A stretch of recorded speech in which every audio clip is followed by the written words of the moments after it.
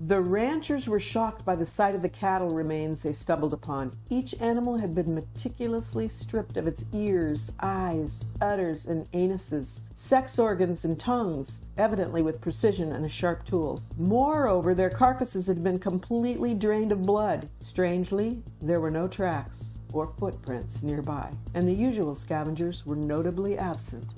Welcome to Truly Terrified, Paranormal versus Physics, where we talk about some really weird stuff and Joe the Scientist explains how it's not possible, or maybe it is. I'm Lynn and... I'm Joe. So between April and October of 1975, there were almost 200 cases of cattle mutilation.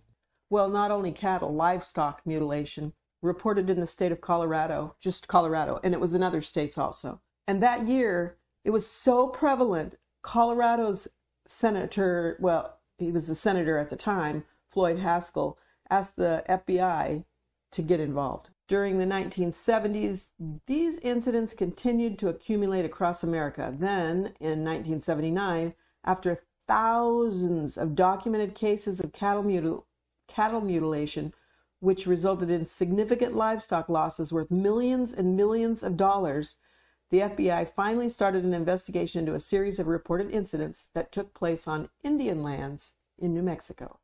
Eventually, they just poo-pooed it. They said that there was nothing strange going on.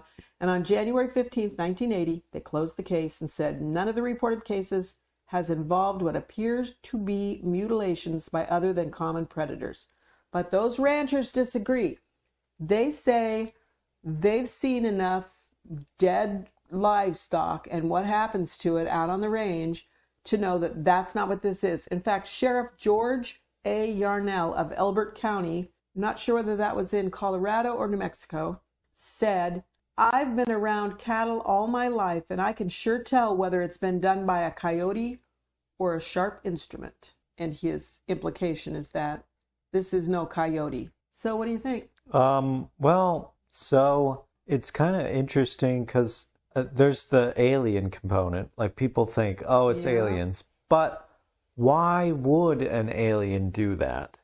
Why would anyone do it? I mean, a predator would do it because it's literally eating the stuff, you know. Mm-hmm. Another thing is, you know, there's cases where there's like outlier cases where things look, under special conditions, things look strange, you know, like for instance, maybe if you just raggedly tear away a part of a body and then the body sits there for a while, the wound gradually looks more and more like it was just cut with a scalpel or whatever.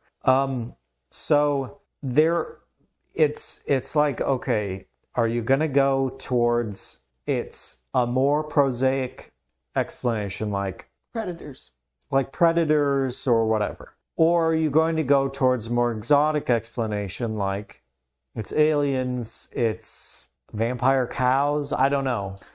It's like, which is more likely, you know? And obviously, everyone has a different likeliness meter in their head. Mm-hmm. It seems to me that it's pretty easy in this case to go and just say, okay, it's predators with something else happening to make it look like this, versus the inherently unlikely exotic explanations. Like, what does it take to make a bite from a predator look like that versus what you need for it to be aliens? Okay, so I looked at some of those things. First of all, I do want to point out that the statistics for livestock deaths during that period of time, I mean, they're not any higher now than they were during that period of time. Are they lower? They're the same. There's going to be a certain number of their livestock that die. I think also, like, predators have been reintroduced. Wyoming, Colorado, Montana, wherever you said. Colorado, Nebraska, Kansas, New Mexico. But that's interesting. Are there none like in No, they're everywhere, but those are the places that are most. What about in other countries? Yes, they are in other countries. So they've been happening that not only in the 1970s or even just in the U.S. There have been cases involving sheep, cows, and horses going back as far as the early 17th century and as recently as 2019. I couldn't find anything more recent than that, probably just because it's really hard to find verifiable information that's really recent because the internet is so flooded with people just filling it up with random babble. But it was the 1970s where it really got widespread attention, probably because of those ranchers really getting upset. You know, they were very upset. They were very concerned about this. There is a lady named, I shouldn't say she's just a lady. She's a Stanford-educated author, Linda Moulton Howe, and she's looked at more than 1,000 cases of animal mutilations. And she concluded, swear to God, that extraterrestrials were likely involved. So this is what I mean. Like, okay, maybe, imagine this, okay? Imagine it's a predator from another dimension, okay? And it produces the exact same effect as an alien coming and probing the thing and then mutilating or whatever. I think to the people who are losing their cattle, a person or a creature from another dimension and an alien might as well be the same thing. Because that's... No, they are exactly the same unless you have evidence to discern them. Okay, so back to your thing about the normal decay of a body, what evidence, or would it mimic surgical removal of organs? Veterinary pathologists say that scavengers tend to eat the soft tissue of a dead animal first. So they go for the external soft organs like sex parts. And this has been witnessed. Yes, this is verified. Everybody knows this. Now, this one I don't believe. I think that these ranchers would be able to tell the difference between lividity, which is where all the blood goes to the lowest part, because gravity makes the blood, there's no circulation. Gravity makes the blood sink to the lowest part. So the upper part of the body appears to be bloodless because all the blood is sunk. And then it's more prone to drying out in the sun. Those ranchers would recognize that. They're not idiots. You'd probably also be able to see. Some of them have degrees in animal husbandry and other things like that. That would be really pretty obvious, especially since they're probably going to dispose of the carcass. So they'd probably roll it over to put it on a front end loader or something. They'd see. You know, it would be obvious. But that's what they say the bloodlessness could be attributed to, would be liver mortis, where all the blood, you know, goes to the lowest part. This was interesting. In Washington County, Arkansas, so there's another place where they were having problems with this. In 1979, the Sheriff's Department conducted an experiment where they took a dead cow and put it in a field and left it there for 48 hours. And so after 48 hours, bacterial bloating had caused the skin to tear. They felt like it looked like incision. I don't like to think about this, but I have seen the bloating of a dead creature and how the skin splits. It does not look surgical. It does not look surgical. It looks somewhat straight because it splits. You know, if you have something that grows quite large from bloating and then it splits, it's going to split on the grain of the skin. It's going to split at the highest point of it and the greatest, where the greatest tension is. And so, yes, it's going to split generally, and it's not going to explode like a frickin' balloon, you know? It's going to split with a generally a straight line, but it's not surgical. It's definitely not surgical. And it's only the skin. When the skin is, you know, skin's thicker than you think. And on a cow, it's probably pretty darn thick. I've seen a lot of dead cows in the desert too, and I have never seen one whose skin split. Never. They dry out. They dry out and the skin just sucks down to the bone. That is an absurd observation. Absolutely absurd. They said maggots and blowflies could explain the internal organs being missing. No, no, no. Maggots and blowflies, they don't clean out an entire carcass. Animals might, you know, but then you would see the ripped flesh of them opening up. Here's a good example. Watch a frickin' show about Africa, and they're always going to show wild animals killing other wild animals and how they rip open the body and they get to the guts. It does not look like surgical precision. No way. So I think that was really an insult to those ranchers to say, ain't no thing. You just don't understand how these things work. Because they do understand. Many of them are very educated, and if not educated, they're extremely experienced. You have to be, because cattle ranching is a very expensive and possibly lucrative job, and you can't just be a moron and think it's all lions laying down with the lambs in the Jesus storybook. Okay, so all that taken into account, what do you propose it is then? Well, I looked at some different things that people said. So there's two camps, obviously. Yeah. There's those who see the mutilations as unexplained phenomena. Meaning exotic explanations? Yeah. And those who see them as normal cattle deaths that have been repackaged as something paranormal. So law enforcement have the opinion, some law enforcement, not all of them, but I saw some remarks from them, that the animals were being mutilated by people in rituals, because law enforcement is always looking for criminal activity. In 1980, the Royal Canadian Mounted Police blamed the mutilations on a cult, but they could not name the cult because they had no idea.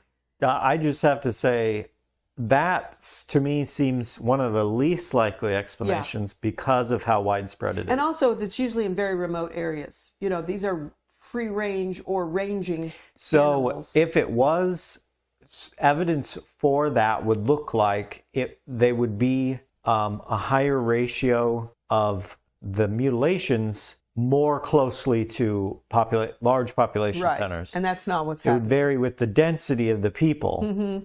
And also, you would almost certainly have someone, a soft whistleblower who says, yes, we went out and did this. I was just going to say that. And if you're in a rural area, undoubtedly someone's going to go and brag at school how they went and mutilated the cow. Mutilated a cow to freak out the farmers. In Iowa, the Department of Criminal Investigations say that they believe the mutilations are done by Satanists. Well, after finding out about the Church of Satan and that all of that, the rumors and everything that goes around that, that's extremely unlikely, extremely. And again, most of those things that they said that Satanists were doing, they were probably the behaviors of teenagers being weird.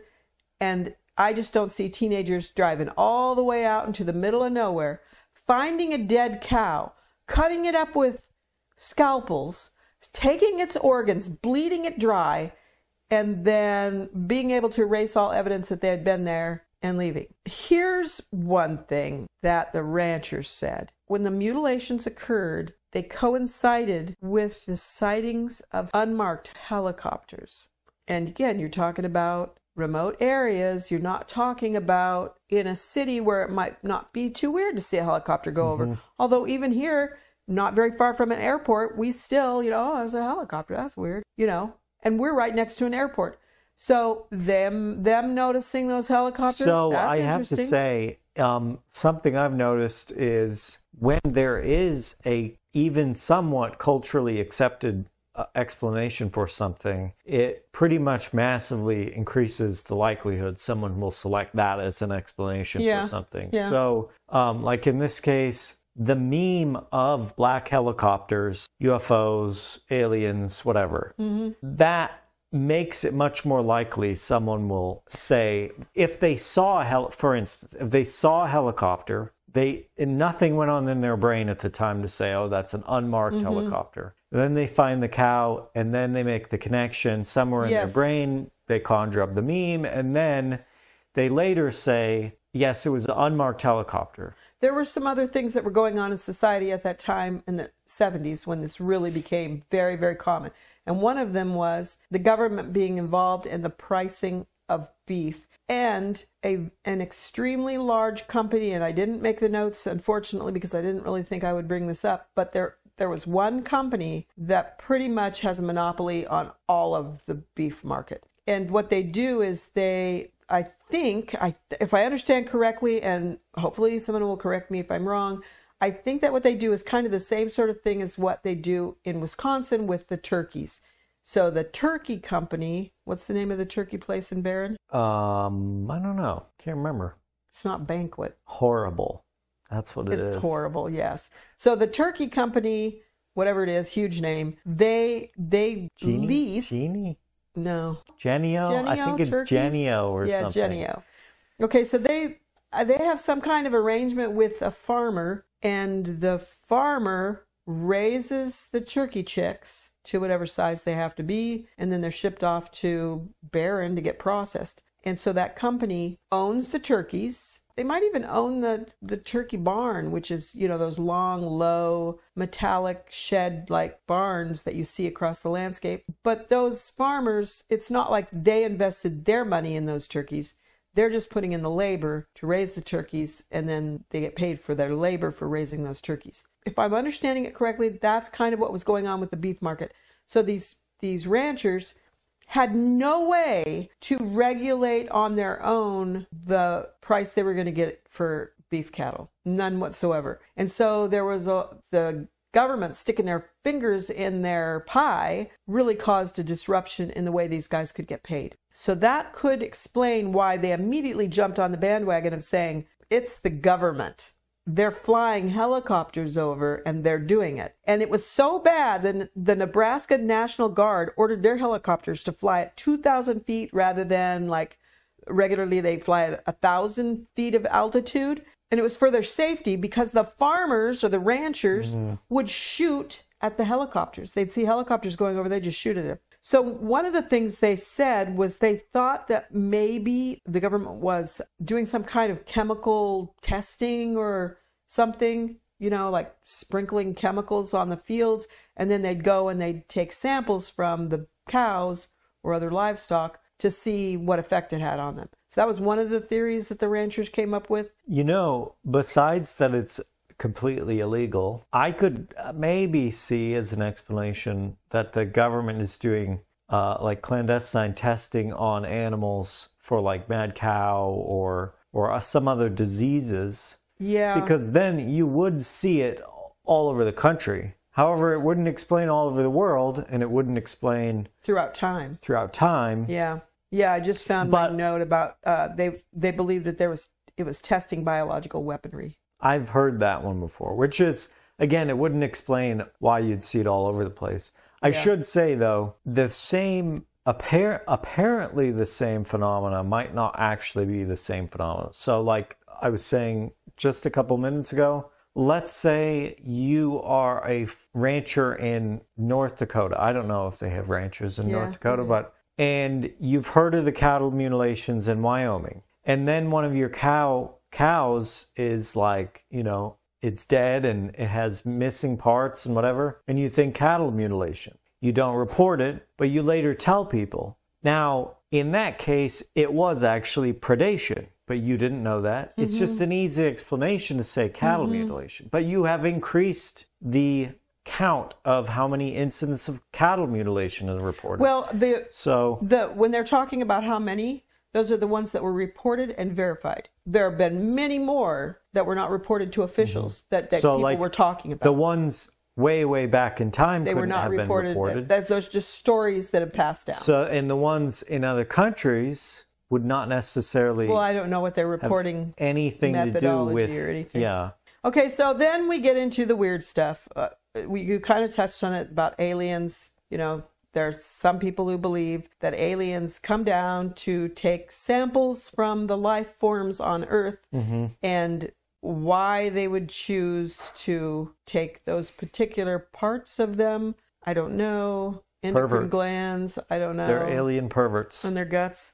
But then there are other people who believe that it's earthbound creatures, because the encounters coincide with strange things. In one, a man saw a wolf-sized creature 3 times the size of a normal wolf, and it was impervious to his rifle fire. What the heck is that? I have no clue. Sounds like somebody's bashing around in the kitchen. No, Glenn, he wants our attention. Oh my God. Oh, where was I? Okay, in another story, a researcher, so, first of all, let's just talk about the term researcher.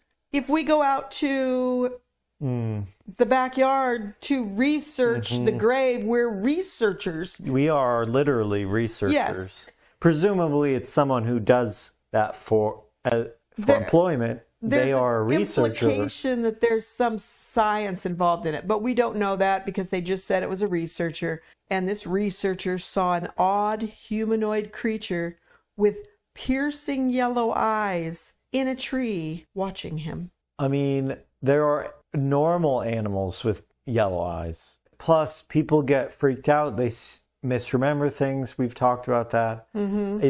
I don't know. If you had multiple people who aren't related, weren't in communication, who reported that, it would be a lot more credible. But as it is, you can come up with a lot of explanations that completely explain that are completely much more likely than, a cryptid. Okay, in Australia, the farmers say aliens are the only explanation. Okay, consider this. Let's say there are aliens, okay? There's these gray aliens, and they're coming and being perverts with the cows and taking their organs, whatever. And then there's these other aliens. They're like green lizard aliens or whatever. And then they come to Earth and say, one of us has been mutilating the cows. Which one is it? How would you choose between them? In one case, if you didn't know about the first aliens, you would say it's the green lizard aliens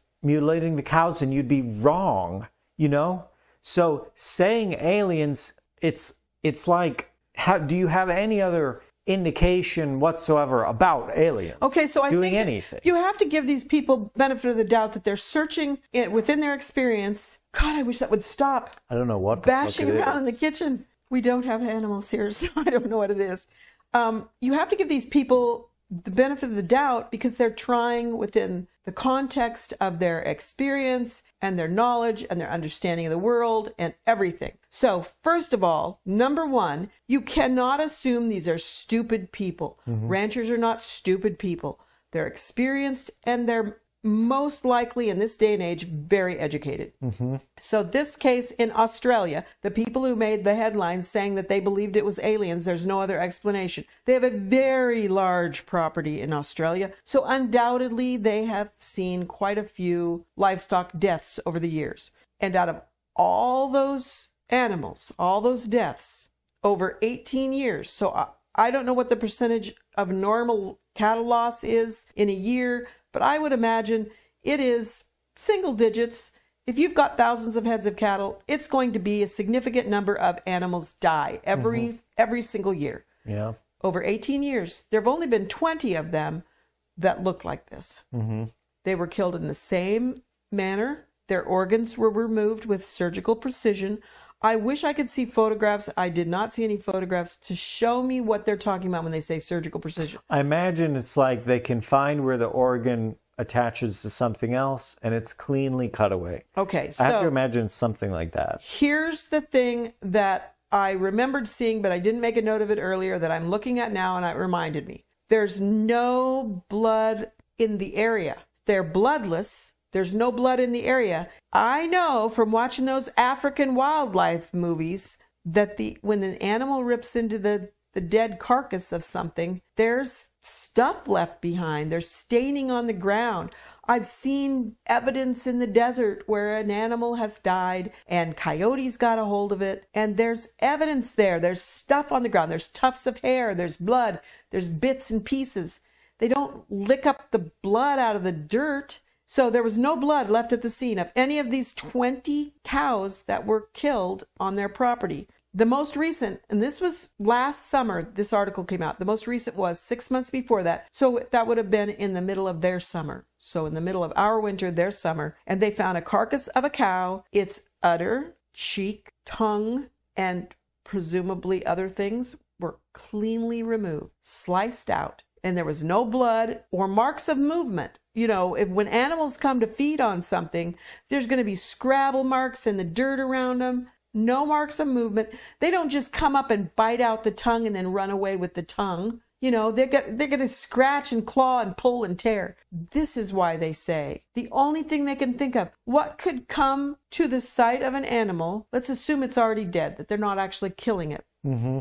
Come to the site of an animal and cut it up without leaving any mark on the dirt around it, without making parts and pieces scattered about. What could do that? And I'm not saying it is aliens. I'm just saying this is why they come to these conclusions. Mm-hmm. And you can't really say that they're foolish or stupid. So they're seeking an answer. I think there is a really good case in situations like this to just say, I don't know. Because if you're gonna say it's caused by some exotic phenomenon, you have this concept of something in your head, you have no experience with it, you don't have any experience what an alien looks like, what they ride around in, what they're doing, what their motives are, It's probably best to say, okay, there's this whole class of possible explanations, and it could be any one of them. Usually you wouldn't, in the best case, you wouldn't go that far. You would say, well, it could be something really strange. If you really want to get to the bottom of it, you have to collect more evidence. Like in this case, it would mean putting cameras in hot spots, like all over the place. Well, if you have thousands and thousands of acres, what's the hot spot? And if it only happens 20 times in 18 years, what are the chances that you can cover all of your property? If it's a really hard problem, but you really want to get to the bottom of it, otherwise you're not going to be able to narrow that huge field of possible crazy explanations down to one crazy explanation. Okay, so I have several things. First of all, I want to say one more thing about the people in Australia. They said that the only thing I can think of is something lifted the animal up to remove its organs and then set it back down. And there is no creature on the face of this earth, no creature that we know of, that could lift up a cow, surgically remove its organs, and then set it back down. An eagle can't lift up a cow. And eagles don't work in concert. They also said that they would see really strange lights in the sky around their property, and they were very bright, but they couldn't tell how close it was. And then it would be the next day that was when they would find a cow that was mutilated. Again, the implication being it's the lights in the sky correlated with the caused the cow to be mutilated. Whatever the lights are, and the implication is it's alien. Okay, so there's been the FBI that's looked into it. There have been whatever you call the people that look at dead animals. PETA. No, I have to look it up. I wanted to say one thing. There is one exotic explanation that a lot of people really believe in. God, especially in America with Christianity, there's this whole complex mythology of different entities that could all do this. They're everywhere, and they could all individually do this. Why? Who knows? But you know nothing about them. So maybe God wants to mutilate cows. All right, the FBI has looked into it. The different organizations in different states have looked into it. Veterinary pathologists have looked into it. And nobody mentions, did they find any saliva of other animals on the wounds? Did they look at any exotic things? Did they entertain that it may have been God with a strange vengeance towards cows? I don't know. I don't know what I think about this. I really don't know, but I think that there are probably, like so many things, there have been some weird things that happened, and a lot of people just jump to the conclusion that it must be another circumstance of that weird thing happening. Again, I have to say, they think they know more about the weird thing than they actually do. Even when it maybe does not apply, or it applies in a far narrower range than they think. Aliens are, of all the exotic explanations, aliens are very likely one. Relatively speaking, literal extraterrestrials, from a different planet, why not? There's nothing preventing that. They probably would not necessarily look like a human. Why would they? No, exactly. There's no reason why they would look like a person other than incidentally, which is super unlikely. So, if you saw like a giant praying mantis thing coming out of the sky and dicing up a cow, that would be a lot more convincing than someone reporting a gray alien, coming out of a flying saucer. Because that's just a meme. It might be true, but it's primarily a meme. Our contact information is in the show notes. You can email us, text us, or even call and leave a 3-minute voicemail. And if you want to make a comment, please do not say I should unalive myself. We will gladly respond to all comments that are interesting or nice, or even not interesting as long as they're nice. So you can email us, text us, or even call and leave a 3-minute voicemail. And as always, if you have a story you want to tell, send it to us. Please share, subscribe, and leave a review wherever you get your podcasts. And thanks for listening. Thanks for commenting. But never be so terrified you can't run.